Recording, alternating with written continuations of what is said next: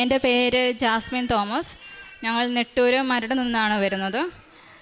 എനിക്ക് തന്ന അനുഗ്രഹങ്ങൾക്ക് സാക്ഷ്യം പറയാൻ, ഇന്ന് ഈ അൾത്താരയിൽ വന്നു സാക്ഷ്യം പറയാൻ എനിക്ക് എൻ്റെ ഈശോയും മാതാവും എന്നെ അനുവദിച്ച് എനിക്ക് കൃപ തന്നതിന് മാതാവിനും ഈശോയ്ക്കും ഒത്തിരി നന്ദി.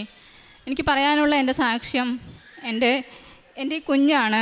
ഇവള് 6-ാം മാസത്തിൽ, എൻ്റെ പ്രഗ്നൻസിയിലെ 6-ാം മാസത്തിൽ ഇവളെ പെട്ടെന്ന് എമർജൻസി ആയിട്ട് സിസേറിയൻ ചെയ്ത് എടുക്കേണ്ട വന്നു.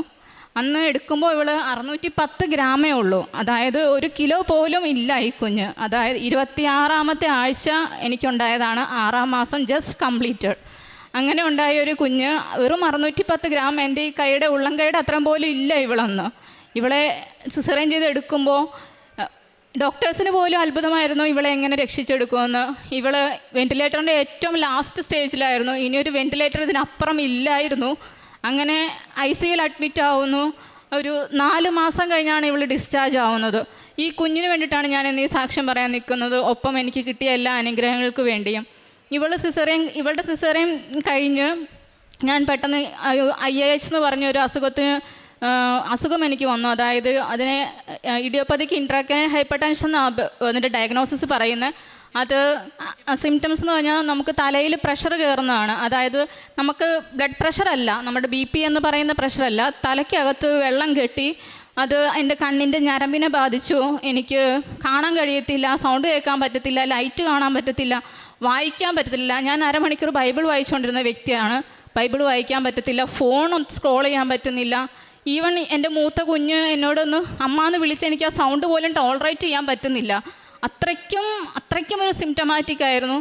അത് ഡിസ്ചാർജ് ചെയ്ത് 5 ഡേയ്സ് കഴിഞ്ഞ് തലവേദന സ്റ്റാർട്ട് ചെയ്തു. ഹൈ BP ആയി, ഡയഗ്നോസ് ചെയ്യാൻ ഡിലേ ആയി.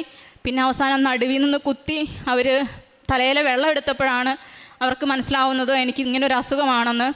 അങ്ങനൊരു അസുഖത്തിന് അവർക്ക് ശരിക്കും ഞാൻ തളർന്നു പോകേണ്ട ഒരു അസുഖമായിരുന്നു. അത് അങ്ങേറ്റം അതിൻ്റെ പ്രഷർ 36, അതിന് മെഡിക്കൽ ടേംസിൽ പറയുമ്പോൾ 36 ഒത്തിരി ഹൈ ആണ്. Maximum 10 to 15 വരാവുള്ളൂ. അതിൻ്റെ ഡബിളിന് മേളിൽ പോയി എൻ്റെ ആ ഒരു പ്രഷർ എന്ന് പറയുന്നത്. എനിക്കാരും കാണാൻ കഴിയത്തില്ല, എനിക്ക് സൗണ്ട് കേൾക്കാൻ പറ്റത്തില്ല. അങ്ങനെ ഭയങ്കര സിംറ്റംസ് ആയിരുന്നു. അങ്ങനെ അവിടെ ഡയഗ്നോസിസ് സ്റ്റാർട്ട് ചെയ്തു, ട്രീറ്റ്മെൻറ്റ് സ്റ്റാർട്ട് ചെയ്തു.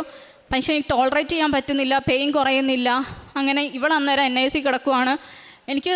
ഞാൻ ഖത്തറിലാണ് വർക്ക് ചെയ്യുന്നത്. ഞാൻ നേഴ്സാണ്. എൻ്റെ ഫാമിലി എന്ന് പറയും, ഞാൻ ഹസ്ബൻഡും ഈ മൂത്ത കുഞ്ഞും ഇളയവളും ഞങ്ങൾ ഖത്തറിലാണ്. ഇത് ഹസ്ബൻഡിൻ്റെ മമ്മിയാണ്.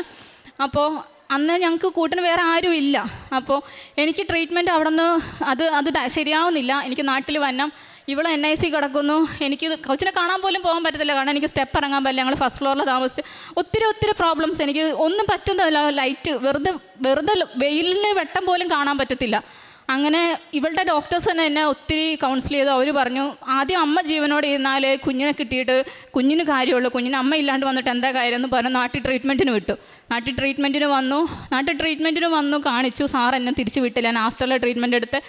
അപ്പോൾ ഞാൻ എന്തായാലും ഇവിടെ വന്ന് എനിക്കിവിടെ വന്ന് ഉടമ്പടി എടുക്കണം. ഞാൻ ഉടമ്പടി ഓൾറെഡി എടുത്തിട്ടാണ് ഖത്തറിൽ പോയത് 2024. ഇവിടെ വന്ന് 2025 ജൂണിൽ ഞാൻ വന്ന് ആ ഉടമ്പടി പുതുക്കി. അന്ന് വെച്ച നിയോഗമാണ് എൻ്റെ കുഞ്ഞിൻ്റെ ഒരു ഫോട്ടോ. NIC full ട്യൂബാണ്. നമ്മുടെ കൈ തരത്തില്ല, കാരണം അങ്ങോട്ട് തിരിക്കാൻ പറ്റില്ല, ഇങ്ങോട്ട് തിരിക്കാൻ പറ്റില്ല, കാരണം അത് ആ ബോഡി ടോളറേറ്റ് ചെയ്യത്തില്ല. അങ്ങനത്തെ അത്രയും കുഞ്ഞൊരു ബോഡിയാണ് അത്. അപ്പോൾ അവളുടെ ഒരു ഫോട്ടോ എടുത്ത് വന്നു. ഇവിടെ നിന്ന് പ്രിൻ്റ് എടുത്തു.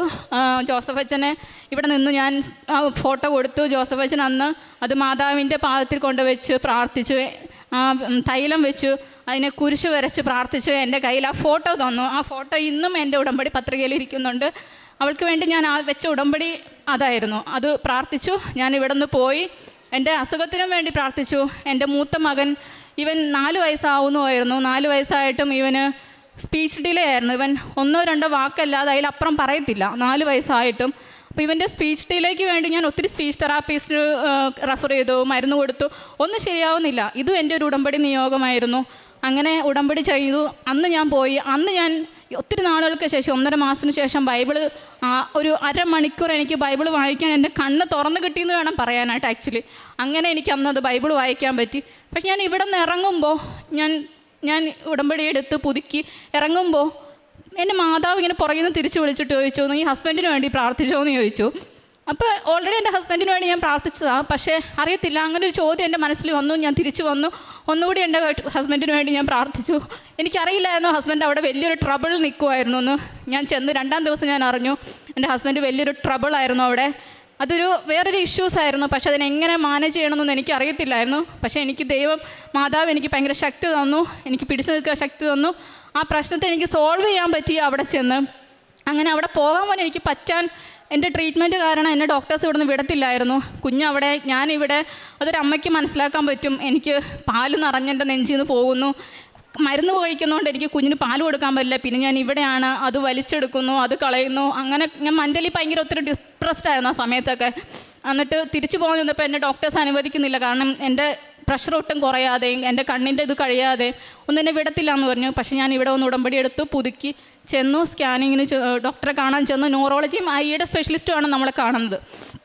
അവിടെ ചെന്നപ്പോൾ ന്യൂറോളജിയുടെ ഡോക്ടർ പറഞ്ഞു റൈറ്റ് ഐ ഓക്കെ ആയി, കുറച്ച് നോർമലായി, ഞരമ്പൊക്കെ നീര് കുറഞ്ഞു. പക്ഷേ ലെഫ്റ്റ് ഐ ഒന്നും പറഞ്ഞില്ല. ഐ സ്പെഷ്യലിസ്റ്റിൻ്റെ അടുത്ത് വിട്ടു. അവിടെ ചെന്നപ്പോൾ ഐ സ്പെഷ്യലിസ്റ്റ് പറഞ്ഞു റൈറ്റ് ഐ ഓക്കെ ആയി, ലെഫ്റ്റ് ഐ വേഴ്സൺ ആയെന്ന്. അപ്പോൾ അതെനിക്ക് ഞാൻ ഓക്കെ എന്ന് പറഞ്ഞു. എനിക്കത് വിശ്വസിക്കാൻ പറ്റില്ല, ഞാൻ ഉൾക്കൊള്ളത്തില്ല. കാരണം ഞാനിവിടെ വന്ന് ഉടമ്പടി പുതുക്കി മാതാവിൻ്റെ അടുത്ത് പറഞ്ഞിട്ട് പോയ കാര്യം ഒരിക്കലും നടക്കാതിരിക്കത്തില്ല. ഞാനപ്പോൾ സാർ എന്നോട് പറഞ്ഞു കണ്ണിൻ്റെ സ്കാനിങ് ചെയ്യാം, OCT എന്ന് അതിന് പറയുന്നത്, അത് ചെയ്യാൻ വിടാൻ പറഞ്ഞു. അങ്ങനെ ഒരു അരമണിക്കൂർ അവിടെ ഉണ്ടായിരുന്നു സ്കാൻ ചെയ്യാൻ വേണ്ടി.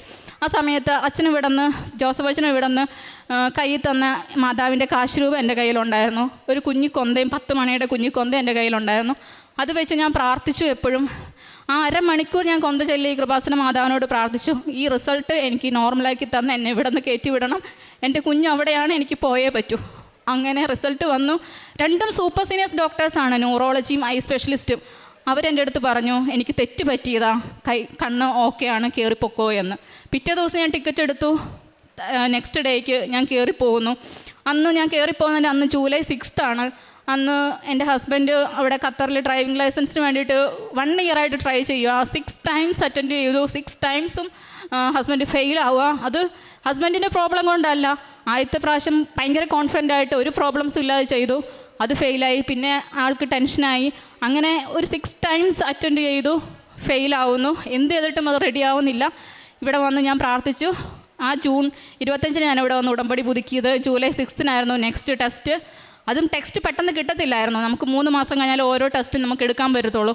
ആ ടെസ്റ്റ് പെട്ടെന്ന് കിട്ടി. അങ്ങനെ 6 പ്രാവശ്യം ഫെയിലായ ടെസ്റ്റ്. മാതാവിൻ്റെ ഉടമ്പടി ഇവിടെ വന്ന് തിരിഞ്ഞു നിന്ന് പ്രാർത്ഥിച്ചതിൻ്റെ ഫലമായിട്ട് മാതാവിനോട് ഉടമ്പടി ചെയ്ത് ഈശോയുടെ കയ്യിൽ നിന്ന് എനിക്കത് മാതാവ് വാങ്ങിച്ചു തന്നു. 6 ടൈംസ്. അതെങ്ങനെ പാസ്സായെന്ന് എൻ്റെ ഹസ്ബൻഡിന് പോലും അറിയത്തില്ല.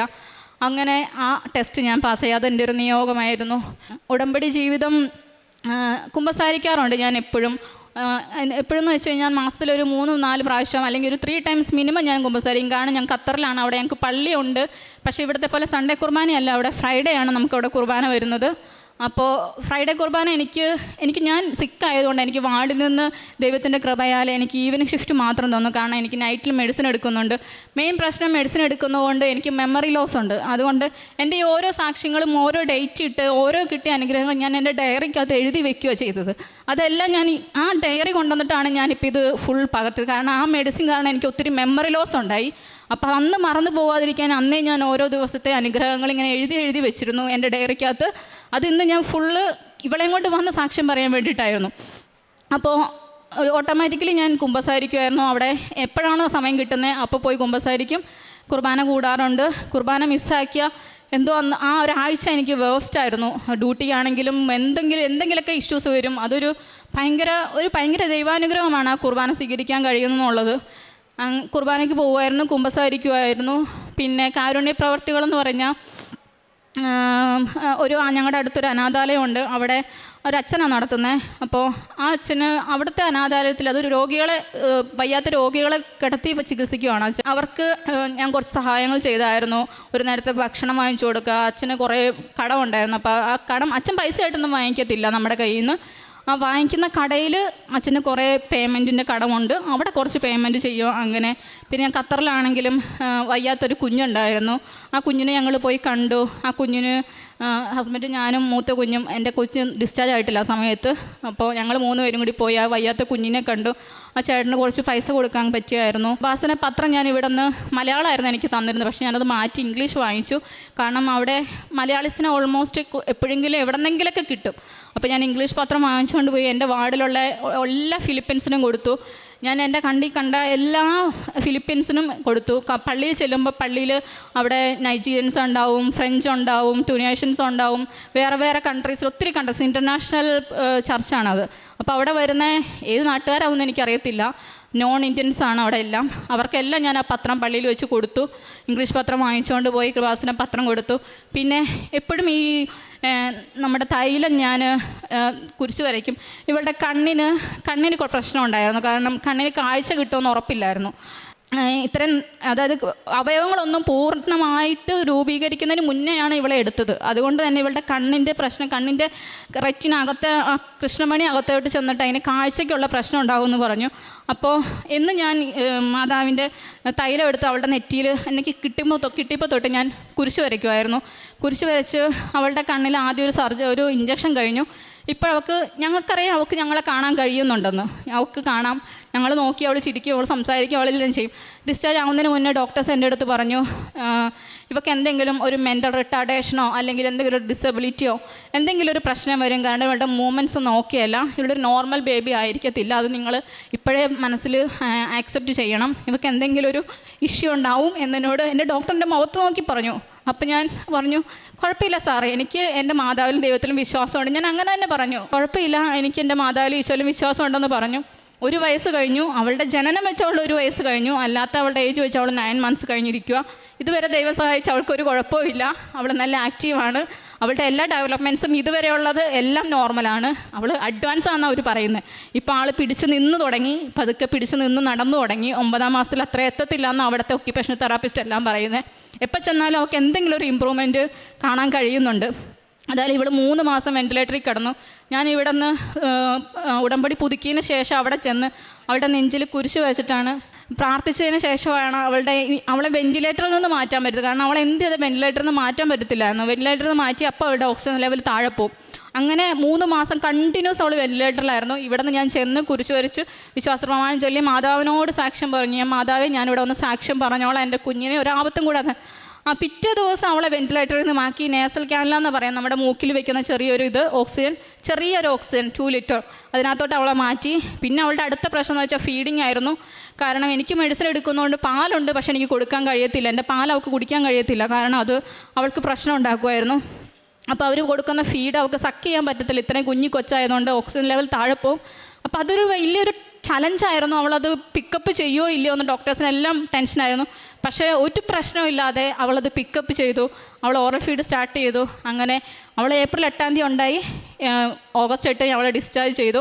പിന്നെ ഈ നിൽക്കുന്ന ഞാൻ ഇങ്ങനെ ഇപ്പം നിൽക്കുന്നത്, ആരോഗ്യത്തോടെ നിൽക്കുന്ന ഇവിടെ വന്ന് ഉടമ്പടി എടുത്ത് മാതാവിനോട് പ്രാർത്ഥന ശേഷമാണ്. കാരണം എൻ്റെ മെഡിസിൻ 1500 mg നിന്ന് സ്റ്റാർട്ട് ചെയ്ത മെഡിസിൻ ഇപ്പം ഞാൻ 250 mg വൺസ് നിലയിലോട്ട് എത്തി.